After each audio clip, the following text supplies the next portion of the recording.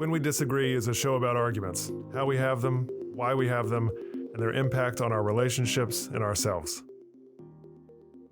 If you've ever felt the burning frustration of a group project where you did all the work while others took the credit, you've experienced social loafing.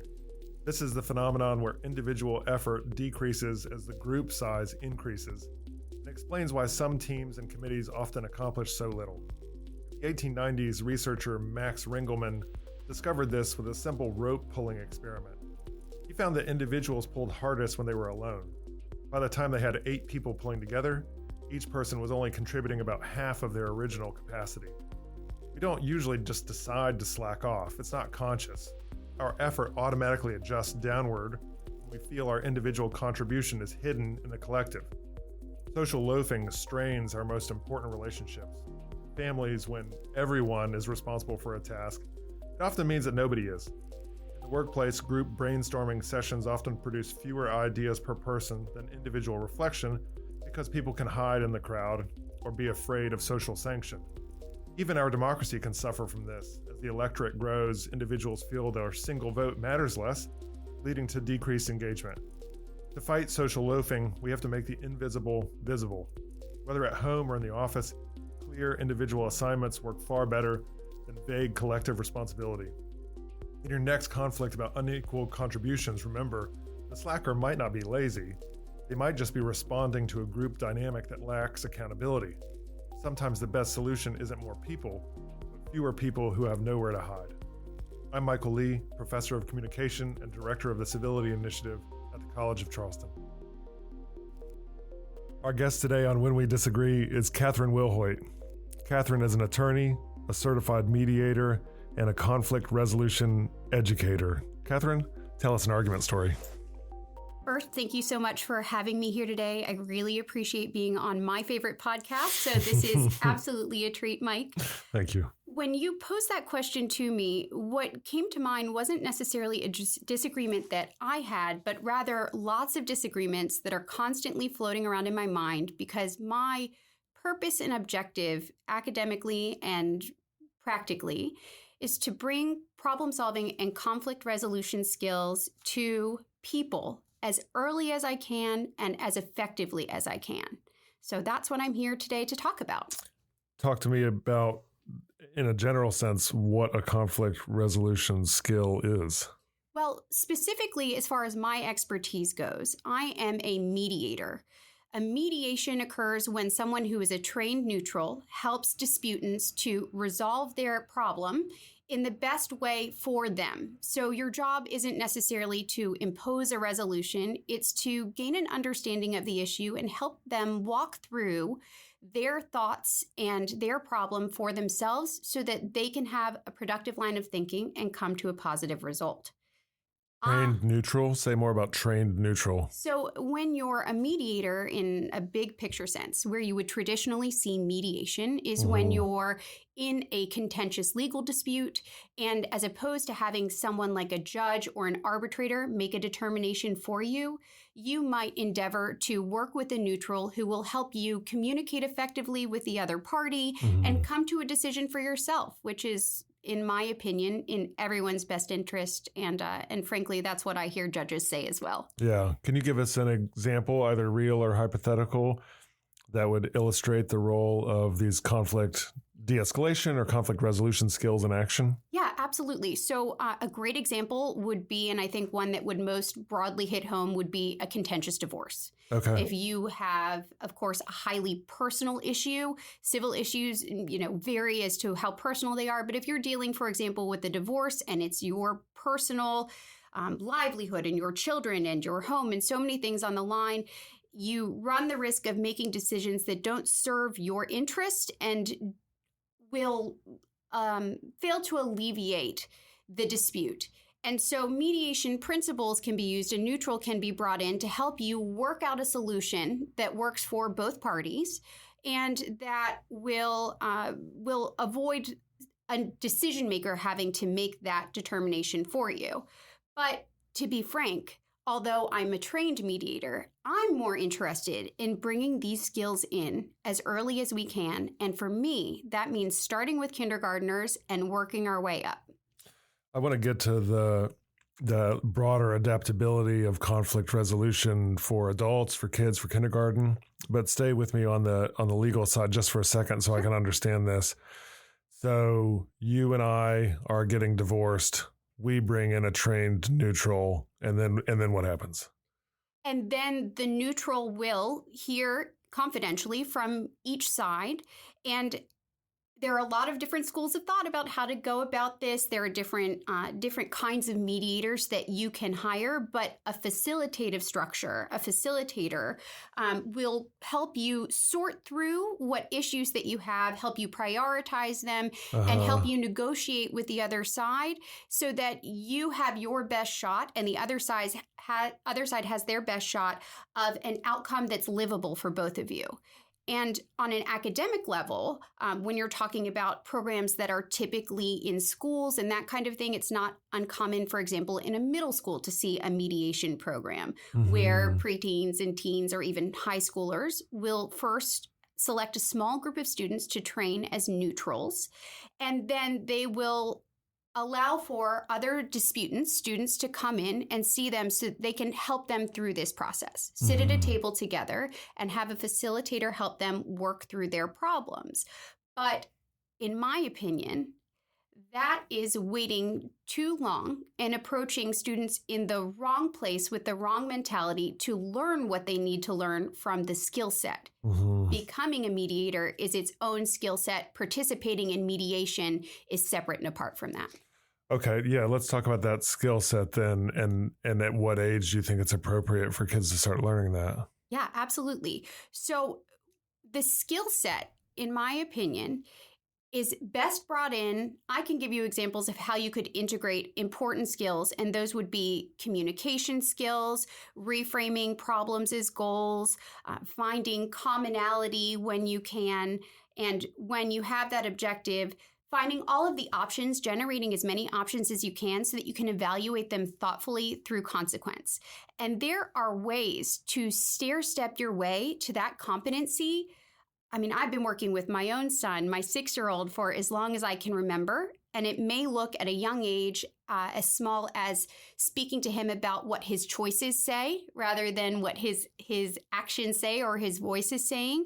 And so I build tools to expand children's understanding of how they can communicate, work collaboratively to identify problems, teach them to reframe them as goals, and then put them to work in creative ways to come up with as many options as they can to create resources. And you do this in workshops, in class, in after-school programs? How is the curriculum delivered? Man, I have skinned that cat in so many different ways over the years. This is a 15-year endeavor for me that began with an externship in law school to train students as mediators and to run a program. But when I can, I love to work with whole grade levels of children that are meeting each other in the same place, face the same challenges, and have a vested interest in caring about one another and building a community, because that's what these skills bring when they're brought neutrally and they're brought proactively, as opposed to the example that we started with, like a divorce mediation or even traditional mediation programs. One of the flaws that I see and saw was toying with the notion that people can learn effectively from their own problems, which is a very high-level skill. I like to think that if you're going to teach someone to be a mediator or about mediation, you shouldn't catch them in their most contentious moments when their mind is going bananas and with only their resolution in mind. Instead, to incentivize them to think proactively about problems that will likely occur, and in a neutral way that doesn't feel personal or feel like you have exposure in that regard, to create resources, in other words, to collect a bank of solutions so that you can consider those solutions in your time of need and expand your understanding of your options before you make a choice. I went to elementary school at Margaret Willis Elementary. Shout out to Fayetteville, North Carolina. And let's just role play this out. You get 2 hours after school every day for a week at Margaret Willis Elementary, and you find my smiling face amongst many others in the audience in this 2-hour after school program, Monday through Friday, what does that Monday through Friday look like for us first graders? Well, for me, I don't program in the same place for a long period of time. Mm-hmm. The structure that I have found over the years that works best for me personally, as I have been developing this framework, is to work with students with consistency, if I can, for 4 or 5 days back to back. I have made a study of education and child psychology and many other things that are fascinating to me and that serve this work, although, of course, not a part of my traditional credentials. But I have found that you have to first connect with the student. So day one might be me making my best effort to connect with them on a personal level to build trust. And that means introducing myself to each of them individually. Mm-hmm. I write children's stories that help bring about trust with the students and that highlight some problems that educators identify with frequency and give them solutions, but also get to show them something really creative. Mm-hmm. And then I bring in a tool that is my all-time greatest hits favorite tool. The judges ask me for too on occasion. And I call it the 4 corners of communication. And it goes thus. I proffer to these students that there are 4 corners in which they can communicate: verbally, non-verbally, with their creativity, and with their choices.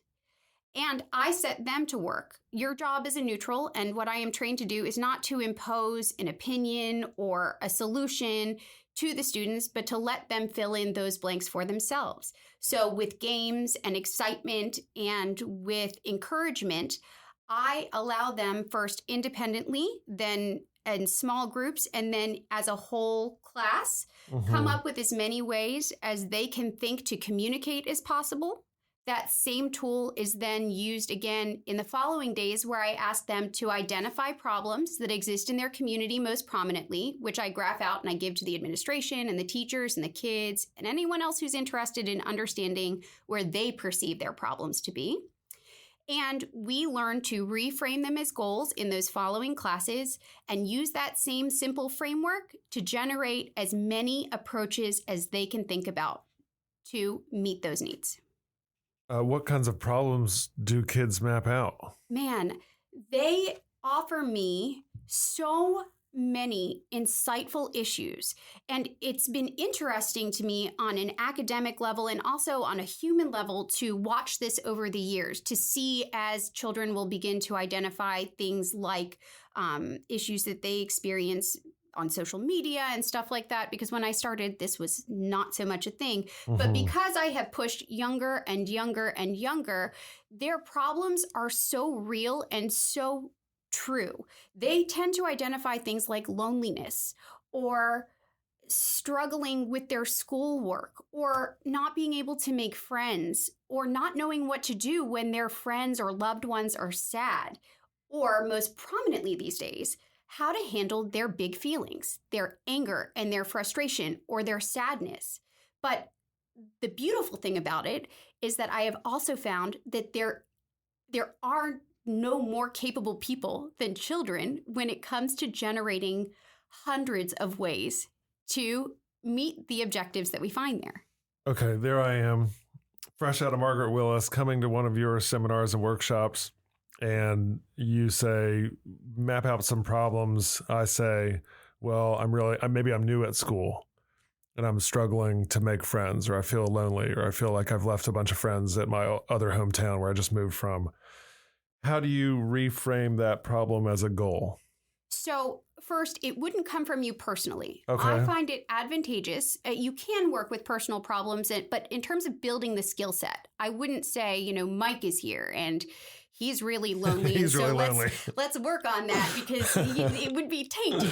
And they would say, I couldn't believe it. He's such a nice guy. He couldn't possibly have trouble making friends. For real. But if that is a problem that we want to tackle, the kids will be the ones to reframe it. But more typically, they'll say, I want more friends in my life, or I want stronger relationships, or I want to meet new people. And because those kids are the experts, which is incredible to think about, but they are the most expert ones to identify resources and ways that they can connect with one another. it is impactful to you, Mike, as a little one, to sit in a room with a room full of kids that are your peers, to watch them offer up suggestions as to how you could connect with them using your home space and everything that they've got to throw at it. And the other beauty of a young mind is that they are unembarrassed and endlessly incentivized to want positive attention from one another. So putting them to work is the best thing that you can do, in my opinion. What are your biggest challenges, both in terms of the larger curriculum and in terms of specific buy-in with populations you work with? You know, my biggest challenges so far have been first development, and it has been painstaking over years to make sure that I am being thoughtful and mindful about best practices and skill sets and learning a lot of things that as a lawyer I was not necessarily trained to do. But now I think my challenge becomes, how do I take this initiative and the distillation of this very big concept that I touched alongside judges as a legal extern that's typically reserved for the highest thinking elites, and persuade people that we should be teaching this younger, that community building is worthwhile, and that logic-based thinking should be, and studies show that it should be, overtly taught to every child as young as we can get them.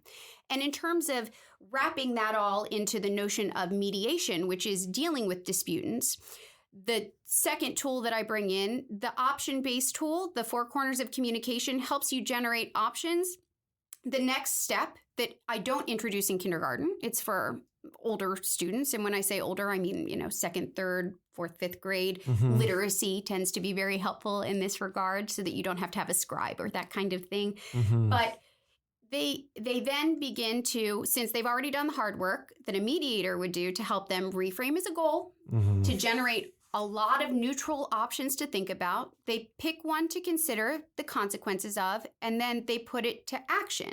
So if you're in a dispute and you have, I call it a choice map where you have worked your way down and you have found your common goal, then I think it's as simple as finding the options that you can collectively work with. That's what mediation really is. It's finding the places of agreement and writing them down. So as opposed to traditional student-run mediation programs where you kind of have to start from scratch and you don't have resources or tools and you're not thinking neutrally and you're in your fight or flight mode, you start with resources that help you find agreement more readily, and it makes it a much more productive conversation. You're the founder of Conflict Resolution for Kids, organization that promotes and teaches your curriculum. Let's pretend for a moment that you're wildly successful in this endeavor. Here's hoping. Yeah, and schools across America are commissioning Conflict Resolution for Kids. And from your new house in Saint-Tropez, you can look at the world that you've been able to build. What's your hope if you are able to create conflict resolution for kids at a grand scale at these K through 5 levels? Well, Conflict Resolution for Kids is a nonprofit, so I don't know if I'll be in Saint-Tropez, but we can hope. Fair. But in terms of what I hope, I have done so many gut checks over the years because, in truth, this is not a traditional path. When I started out in law school, I love kids. I've always wanted to work with them, but that more traditionally means family law or guardian work or that kind of thing, which can be taxing. And I've been fortunate enough to have been given a lot of legal professionals who handle really, really difficult situations on behalf of kids. And I grew to see the advantage of this early. And I've done gut check after gut check with professionals in education and in health, because your mental health and your conflict resolution skills end up leaving you a healthier human. So it's advantageous in that way. And so what I want is to spread this kind of thinking and collaborate, if I can, with those in the field who have something to add and to grow this initiative. Beyond that, I want to start studying how children encounter problems and when, and what solutions that they generate so that I can program and so that collectively we can better understand how and when children encounter troubles and assist them in resolving them and building the skill set. Because again, it's not about imposing your understanding. It's about helping them learn to think for themselves in an effective way and trust one another, communicate more effectively. In the end, the pitch is this will help children learn themselves and cooperate better with one another. That's the hope. Absolutely. And these are essential skills. And it's in the community's best interest to speak a common language and to have a common objective. And I will say that over the years, I have tested this notion that, some folks, I guess if we were to start back where we began with the disagreement, I have run into folks who believe that children are not interested in learning how to help one another. But when I go in even to middle schools, and middle school is a tough audience. I like elementary schoolers for a lot of reasons, but even when I go into middle schools and I ask them, how many of you guys want to come in on a weekend and learn how to be a problem solver? An administrator might guess maybe 20 out of 300. But the truth is, if I ask them and I give them a piece of paper to write down yay or nay, I think the last time I did that, 280 of them wanted to do it because they want positive attention from their peers.